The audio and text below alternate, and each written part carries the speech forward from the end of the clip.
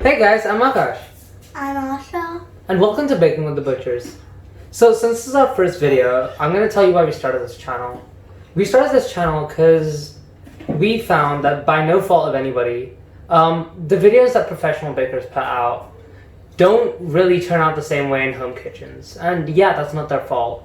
So I figured that I would try out these recipes in my home, and I'll tell you if they can possibly work in your home, so you don't have to waste your ingredients trying them out yourself. So the first recipe we're going to start with today is one from my favorite baker, Cupcake Jemma, and it's going to be her tried and tested red velvet cake recipe. This cake is absolutely amazing, and it doesn't use that many ingredients. It just uses apple cider vinegar, buttermilk, eggs, flour, castor sugar, cocoa powder, baking soda, and salt. The list of the ingredients can be found right over here next to it, so don't worry. And what we're going to start with right now is we're going to start by sifting out all of our dry ingredients. So we're going to start with 355 grams of flour,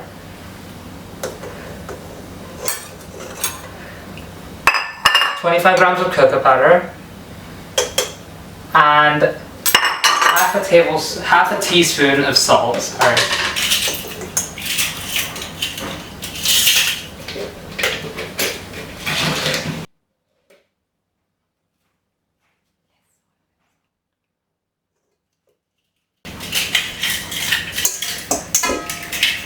And that's all going to get sifted together.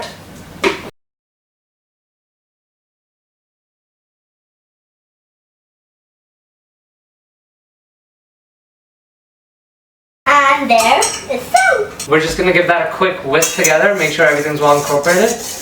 And then we're going to move to our wet ingredients. So now with our dry ingredients taken care of, we're going to start with our wet ingredients. The first thing we need to do is make our buttermilk if you don't have it already. But a lot of people don't have buttermilk in the fridge. So I have my buttermilk pre-made over here, but if you don't know how to do it, I'm going to teach you how to make your own buttermilk. So basically, first thing you need is a cup measure like this. And you need to add 1 tablespoon of normal vinegar into your cup measure. Pour carefully. Oh, whoops. Yeah, it's fine. I'll just rough out the bit that just dropped.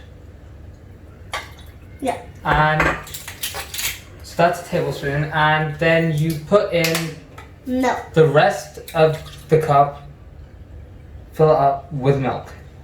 And then you basically leave that to rest, and in about half an hour to an hour, you should have ready-made buttermilk. So after adding in our buttermilk, we're going to put in 3 teaspoons of vanilla extract.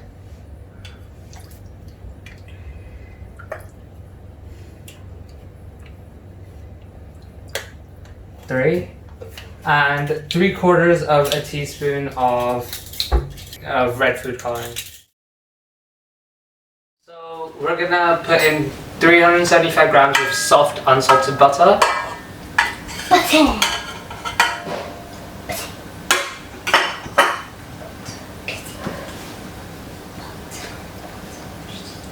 And 405 grams of castor sugar.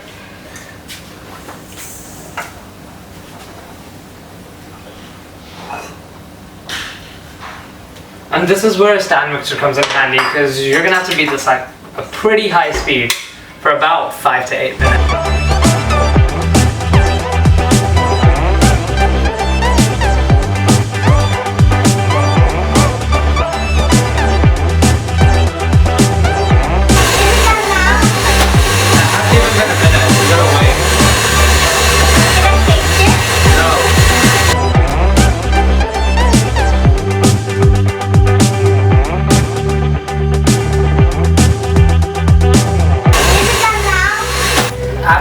After about 5 minutes, the butter was done, but this may take longer or less time depending where in the world you are and how fast your mixer goes or how fast your hands go. So just look out for the consistency, and it should be light and fluffy. So once that's done, we're gonna add in the eggs.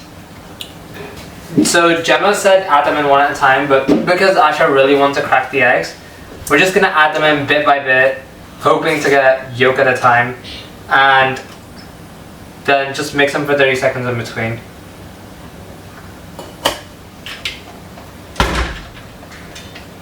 Can I take that out? I probably wasn't gonna take it out.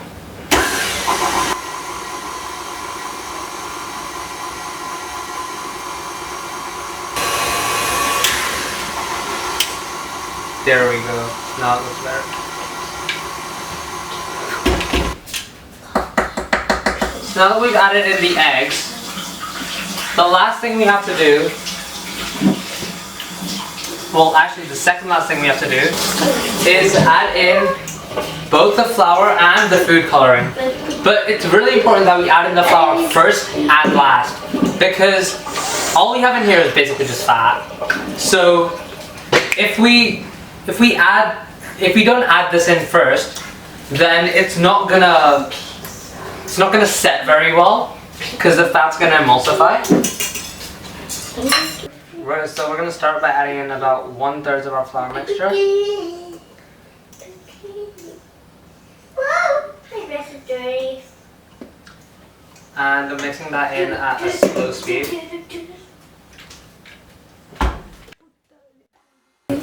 Half of that.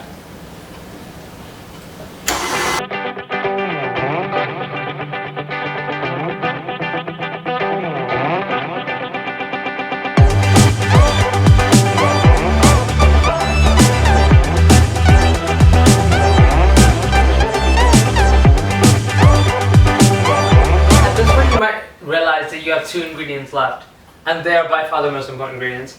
It's the apple cider vinegar and the bicarbonate of soda. The bicarbonate of soda allows it to rise. Without it, your cakes will literally turn to mush. Hey Asha, didn't you do something with bicarbonate of soda earlier? No, What'd you do?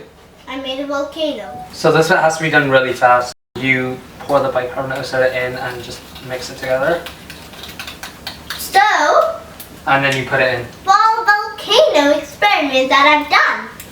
So, first you fill a bottle of soap, bicarbonate of soda, and then put vinegar. And then it'll go like kaboom! When did we do that experiment? That was a while ago, wasn't it? Yep. So now I'm just gonna make sure that all of this is actually inside the bowl, because as you can see we have a lot of raw ingredients outside of the bowl. So now that we've got all the raw ingredients from the edge of the bowl, we're just gonna give it one last blast. And then finish it off by hand. So we're gonna Lift that up. So now we're just gonna finish it off by hand, folding everything in one on top of each other. Yeah, now we are done. So the next thing we have to do is we need to figure out how to evenly distribute these into 3 pans, which I will tell you how to do once Asha takes you through lining your tins.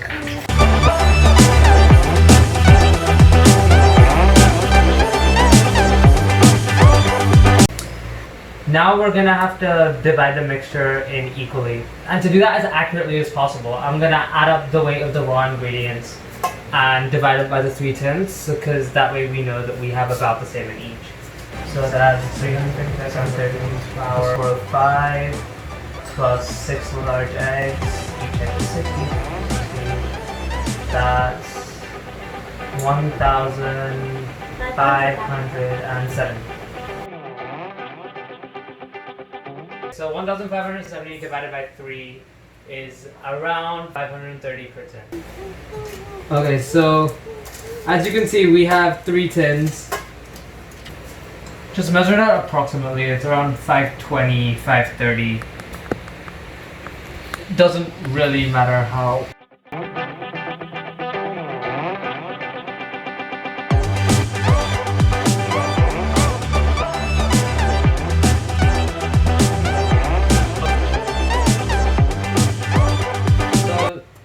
now that we've got 500 in all three of our tins, what we have to do is we just have to level it out. Hold on.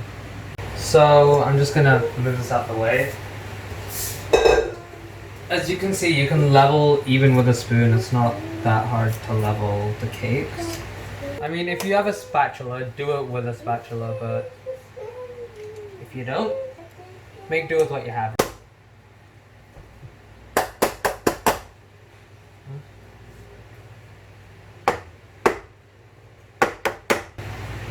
Make sure that when you're baking, you preheat your oven.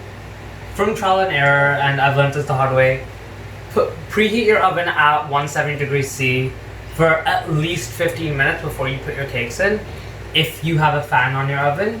If you don't, just preheat at 180, it should do the same thing. So our oven is already preheated, so we are ready to put these in.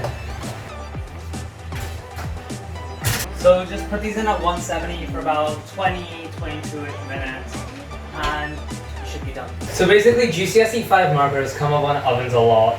So the way that an oven works is basically convection currents. So the hot air rises to the top and the cold air drops to take its place. So the ones at the top will probably get done a minute or two before the one at the bottom, and that's totally fine because they'll both be done and none of them will be overcooked. You can see it's been 20 minutes, the cakes are out of the oven, they look beautiful. So once again, 170 degrees for 20 minutes with fan, that's all they need. Next, we're gonna level the cakes, make the cream cheese frosting, and then put this bad boy together. So basically my audio cut out at this point, but what I'm doing here is I'm basically using a bread knife and two levelers, which are both really cheap. You can get them on Amazon. And I'm just cutting the tops off the cake. The way we do that is we just find the lowest point and start the bread knife there and just cut a straight line. So what I'm doing here is I'm stacking the cakes, and so you just start by putting a little bit of cream cheese icing on the bottom, putting the first cake on, then just piping icing all in the middle of the layers, and then we're gonna put the next cake on top and just repeat the process basically.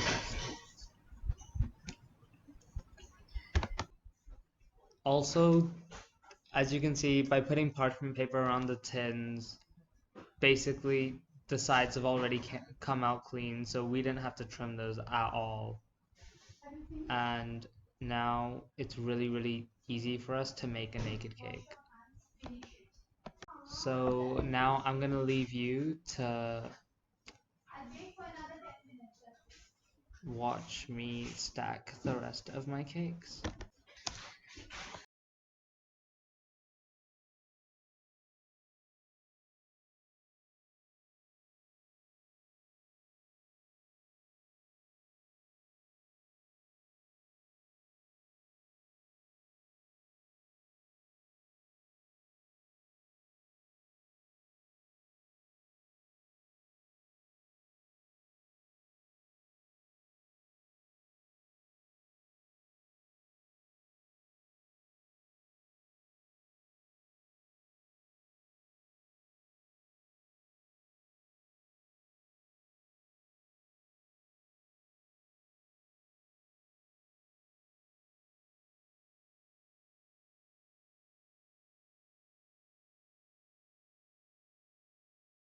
Hey guys, thanks for making it to the end of the video. If you liked it and you want the recipe for the cream cheese frosting, you can find that down in the link in the description below.